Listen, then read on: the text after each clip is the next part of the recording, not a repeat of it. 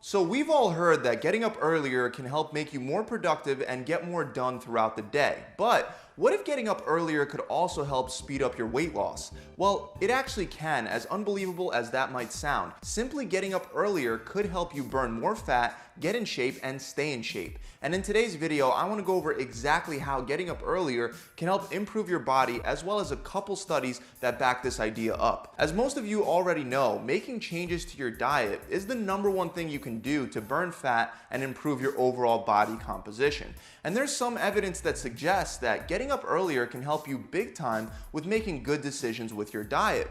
One study compared almost 1,900 people that kept food diaries and tracked their total daily intake of calories, carbs, sugar, fiber, protein, and fat. It also tracked when the participants woke up, categorizing certain people into the early bird category and others into the night owl category.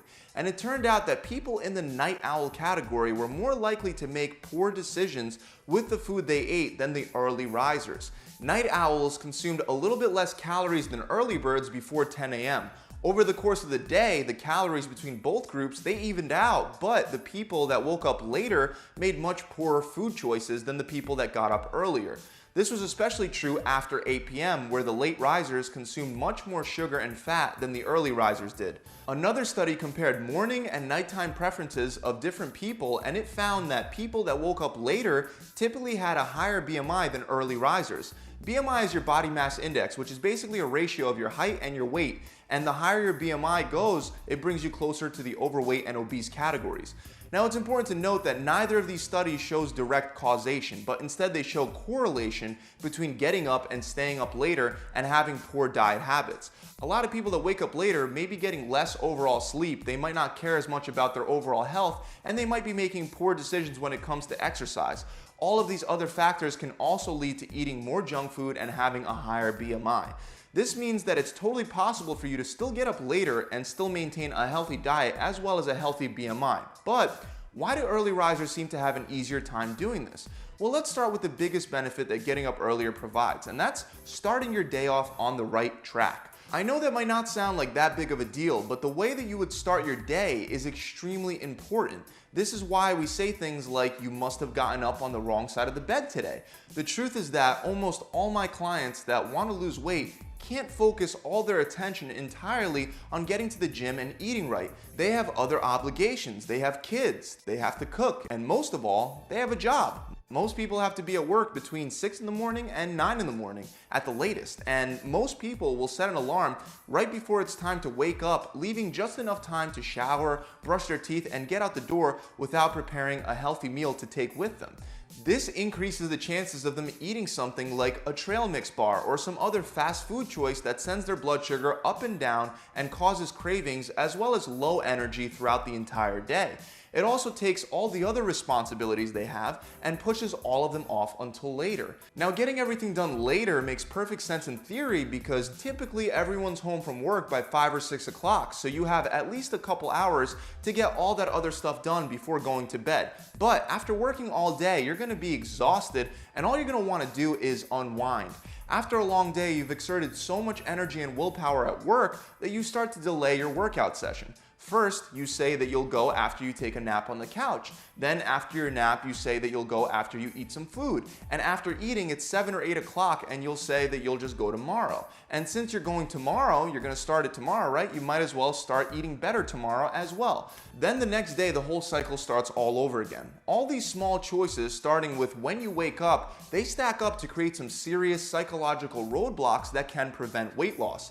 Now let's compare this to an early riser that gets up a couple hours before work. The alarm goes off and the only thing that they want to do, just like everyone else, is hit that snooze button. But by denying their instinctual impulses and by simply getting up out of bed, they're exercising willpower and they're earning a small win first thing in the morning. This win says I'm in control of what I do, not my impulses. Now that they're up and they have a couple hours before having to get to work, they don't have to stress and rush out the door to get to work on time. Instead, they could put on their sneakers and get their workout out of the way. If you struggle getting to the gym or if you hate working out, doing it first thing in the morning is literally one of the best ways to actually get it done. And saving it until later in the day is a sure way to procrastinate, like I just talked about in the previous example. By getting the workout done first thing in the morning, they release a bunch of feel-good hormones. They feel more energetic, and again, they earned another win over their impulses. Now, they just started their day in a healthy frame of mind. So when they go to the office and someone brought in bagels or pizza, they choose not to have the bagels or the pizza because they already have that positive forward momentum.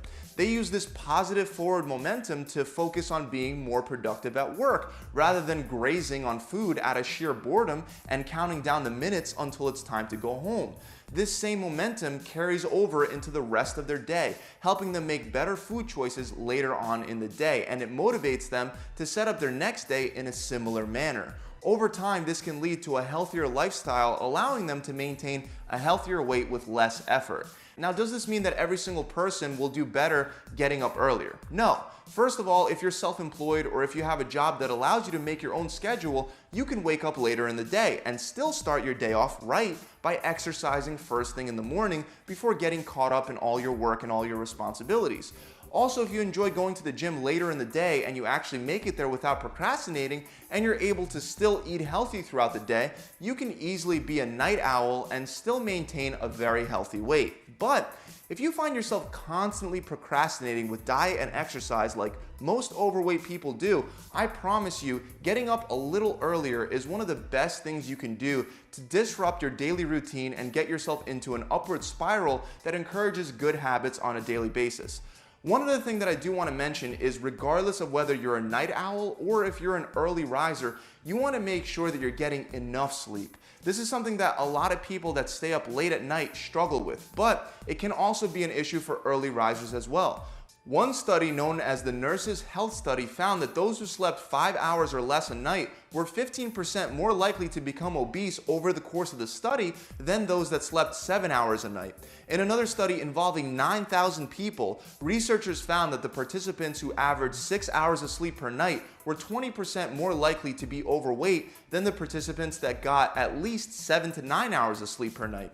And the people averaging 5 hours of sleep per night were 73% more likely to be overweight. The point is, when you don't get enough sleep, you have less energy, less willpower, and if you do it long enough, you'll create an imbalance in your hormones. This could lead to more stress, more cravings, hunger, and as a result, more weight gain. So you should aim to get 7 to 9 hours of sleep per night every night. That's it, guys. I really hope this video has helped you out and helped you see how getting up earlier and starting your day off on the right foot can help you stick to a diet and workout plan that ultimately helps you lose weight. If you enjoyed this video, make sure you subscribe to this channel and hit that bell icon so you can be informed and notified whenever I release more free fat loss tips and tricks just like this. Also, if you're serious about making a transformation and you want to take the next step and try a done-for-you approach that requires literally no trial and error on your part, try my 6-week challenge, which on average has my clients losing either 20 pounds or 5% of their body fat in only 6 weeks. You get a customized diet plan, a 42-day workout plan, a recipe book, a full video exercise library, and much more, including an accountability coach that'll be assigned to check in with you every week to help answer questions and guide you through the entire process. As long as you don't cheat and as long as you don't quit for the 6 weeks, not only will you lose 20 pounds or 5% of your body fat, but you'll also get the entire challenge for free. To find out more, you can click the link for the 6-week challenge in the description below, or you can visit my website directly at gravitytransformation.com. I'll see you guys soon. Pump it.